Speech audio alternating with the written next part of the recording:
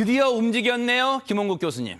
네, 안철수 네. 전 바른미래당 대표죠. 당을 창업을 했던 그 인물이 드디어 이제 1년 4개월 만에 복귀를 했습니다. 네. 그리고 그동안의 대표 역할을 했던 손학규 대표에게 자, 당신은 이 선으로 물러나 주십시오. 네. 비대위원장을 제가 하겠습니다라고 제안을 했습니다. 네. 손학규 대표가 CEO가 갑자기 대주주가 나타나서 CEO에게 물러나라고 하는 것 같은 모욕감을 느꼈다라는 오너가 CEO한테. 그렇습니다. 그런 기자회견을 했고요. 네. 드디어 오늘 안철수 전 대표가 그렇다면 나는 탈당하겠다. 아하. 이제 그렇게 되면 이제 또 다르게 신당을 만드는 형식이 될 텐데요. 네. 이 부분을 놓고 과연 안철수 전 대표가 1년 4개월 동안 독일과 미국에서 여러 가지 정치력을 길렀다고 하는데 네. 과연 제대로 기른 것인지 그리고 네. 중도 혁신 한다고 하는데 과연 제 위치를 잡고 할 것인지 네. 사실은 우려되는 지점, 정치학적으로 보면 굉장히 우려되는 지점은 많은 것 같습니다. 1년 4개월간 해외에서 고민한 해법이 결국 탈당이었을까요? 과연 얘기 들어보시고 이어가 보도록 하겠습니다. 저는 오늘 비통한 마음으로 바른미래당을 떠납니다. 손학규 대표의 기자회견 발언을 보면서 저는 바른미래당 재건의 꿈을 접었습니다. 하나의 물방울이 증발되지 않고 영원히 사는 방법은 시대의 바다, 국민의 바닷속으로 뛰어드는 것이기 때문입니다. 저는 결코 주저하지 않겠습니다. 저 안철수의 길을 지켜봐 주십시오. 고맙습니다. 그런데 사실 두 사람이 연휴 기간에 만났잖아요. 김기혁 아나운서. 그때는 뭐 손 대표가 덥석 안철수 전 대표 손도 잡고 해가지고 약간 안 대표가 당황도 했지만 화기애애한 장면을 연출하려고 했잖아요. 예, 맞습니다. 네. 뭐 꽃다발까지 전달을 하면서 사실상 분위기는 초반에 만날 때는 좋아 보였습니다. 네. 그런데 이 만난 자리에서 안철수 대표가 이제 안철수 전 대표가 손학규 대표에게 제안을 했다는 겁니다. 당을 재건하기 위한 요구사항이 있었던 건데 비상대책위원회로 전환을 하고 자신에게 비대위원장을 맡겨달라라는 네. 식의 이제 요구를 했던 거예요. 그러면서 이제 오늘까지 손학규 대표가 그 답변을 해주기를 바랐던 건데 손학규 대표의 기자회견 내용은 말씀을 하셨던 것처럼 회사 오너가 CEO를 해고하듯이 네. 일방적으로 통보를 했고 당권을 장악하겠다는 생각은 생각밖에 들지 않는다라는 네. 이제 입장을 또 내비쳤고 그 이후에 이제 안철수 전 대표가 탈당 선언을 하게 된 겁니다. 네. 대체 그러면 이 두 사람이 만날 때 이미 속내는 달랐었던 건가요? 한번 들어보시고 이어가 보도록 하겠습니다. 저는 당대표실에 와서 만난다는 게 정치적인 예의 차원인 것으로 생각을 했지.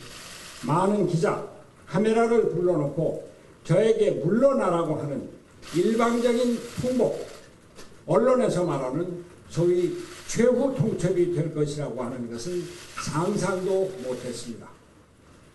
개인 회사의 오너가 CEO를 해고 통보하는 듯 말입니다. 여러 처해 있는 상황들이 다르고 지금까지 고생하셨기 때문에 오해를 하셨을 수도 있습니다만 저는 원래 그렇게 무리한 사람이 아닙니다.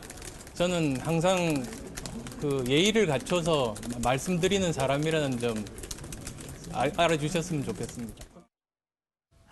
시참말로 상황이 이렇게 됐어요. 임방근 변호사님. 이런 표현 쓰면 제가 싫어할 테니까 일단은 어떨 때는 모셔온 분이잖아요. 손 대표는 당이 그렇죠. 위기 상황에서. 그런데 어쨌든 창업주들 다 유승민 의원 떠났죠. 안철수 전 의원 떠납니다. 창업주들 다 떠납니다, 지금. 회사를. 그래서 지금 이 바른미래당이 이게 다 완전히 분리가 다 돼버렸잖아요. 그래서 이게 거의 이렇게 돼서 너무 위험한 거 아니냐, 이제 이 존폐가 달린 거 아니냐 이런 목소리까지 나오는데요. 왜 이렇게 두 분이 이 손학규 대표와 안철수 전 의원이 이렇게 안 좋게 지금 언론에 비춰지고 있을까? 원래는 처음에는 사이가 좋았잖아요. 예전에는 손학규 대표가 치과를 했을 때, 정계 은퇴를 선언하고 치과했을 때 어떻게 보면 모셔왔던 사람도 안철수 전 의원이라고 볼 수 있고요. 근데 제가 기억하기로는 분명히 작년 말에 안철수 전 의원이 복귀하면 환영하고 내가 내 대표직도 내려놓겠다 하고 언론에 인터뷰한 것으로 저는 기억을 하고 있거든요. 저도 기억해요. 근데 네. 본인은 그런 얘기 안 했대요. 또 오늘 신문 보니까 그런 얘기 안 했답니다. 네, 그래서 이게 정말 정치는 모르겠구나. 비정치 전문가인 저로서는 네. 정치 비전문가인 저로서는 정말 어렵네요. 네.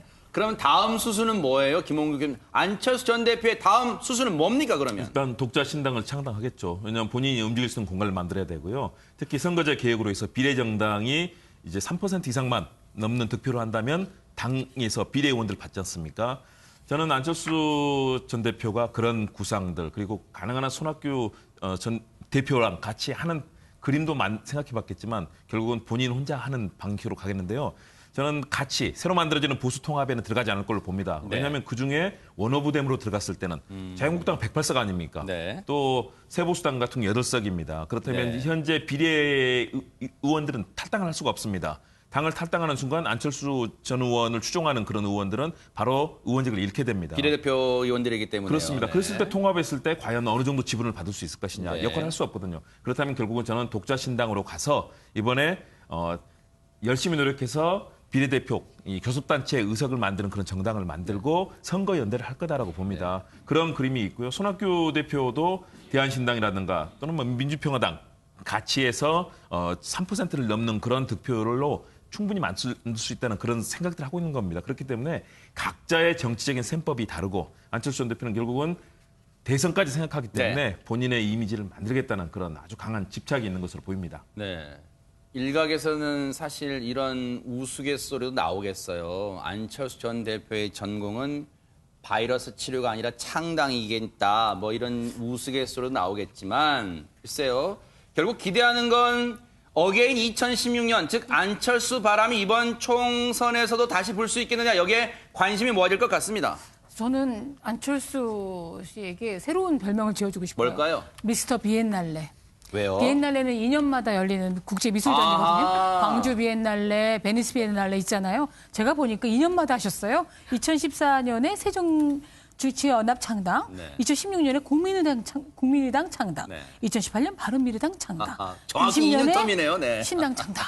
그런데 문제는 제가 지난주에 뉴스파이터 안 나왔잖아요. 네. 근데 사람들이 저를 벌써 기억을 못하고 잘렸냐고 그러더라고요. 자주 나오세요. 그러니까. 1주만 안 나와도 이렇게 기억에서 멀어지는데 수시로 외국 가고 그러는데 젊은 사람들이 안철수 씨 모르는 분 무지 많아요. 네. 이렇게 비워놓고 와서 아주 비우시든지 이렇게 되면 그다음에 이 모든 4개의 당이 정치 이념도 또 다 달라요. 네. 그래서 무슨 정치를 하고 싶다는 건지 네. 새 정치가 좀 헷갈려서 네. 국민들을 그 설득시키는 게 문제라고 생각합니다. 안철수 전 대표 셈법 복잡할 거예요. 생각과 현실이 다르구나라고 느낄까요? 다음 행보는 뭘지 뉴스파이터가 따라붙어 보도록 하겠습니다. 뉴스파이터 오늘 준비한 내용은 여기까지입니다. 함께해 주신 여러분 고맙습니다.